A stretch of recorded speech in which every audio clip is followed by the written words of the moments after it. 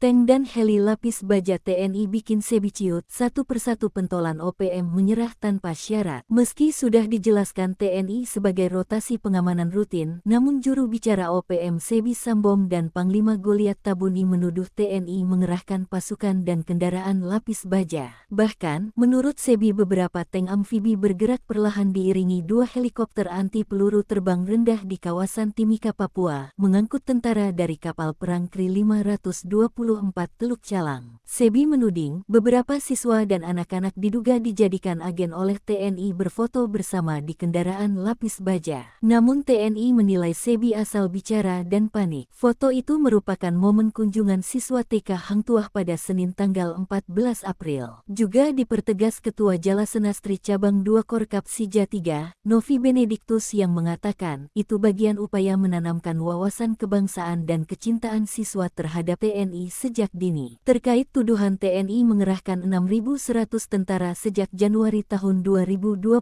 lalu, dibantah Kapuspen TNI Brigjen Christomei Sianturi. Tidak ada drop pasukan, namun merupakan rotasi pengamanan rutin TNI perbatasan Timika dan Papua Nugini. Menurut Christomei, ungkapan OPM itu bagian dari ketakutan OPM akan perbuatan brutal kesalahan yang mereka lakukan karena TNI akan bertindak tegas. Sebab TNI mulai serius mengejar para pelaku. Kepala Penerangan Kodam 17 Cendrawasih Kolonel Chandra Kurniawan mengatakan telah membunuh 15 penambang emas di Yahukimo, Papua Pegunungan awal April tahun 2025.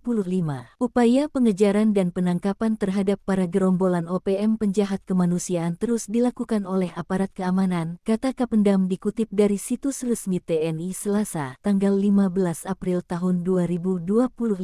Sementara itu, 4 pentolan OPM kini bertobat. Satu persatu anggota OPM menyerahkan diri. Terbaru adalah Komandan Batalion YSA yang bermarkas di Maibrat menyerahkan diri. Sebelumnya, 3 terduga sniper andalan OPM Kodam Papua Selatan juga menyerahkan diri dan bertobat. Khususnya YSA menjadi perhatian khusus bagi pasukan TNI karena dikenal sebagai sosok pentolan berpengaruh. Dia merupakan tangan kanan Brigjen Z Fatem, pimpinan OPM Kodam 4 Sorong Raya yang kerap melakukan serangan kepada masyarakat sipil dan anggota TNI Polri. Komandan Satgas Yonif 501 BAI, Letkol In Yahya Wisnua, menegaskan bahwa pendekatan persuasif adalah kunci keberhasilan ini.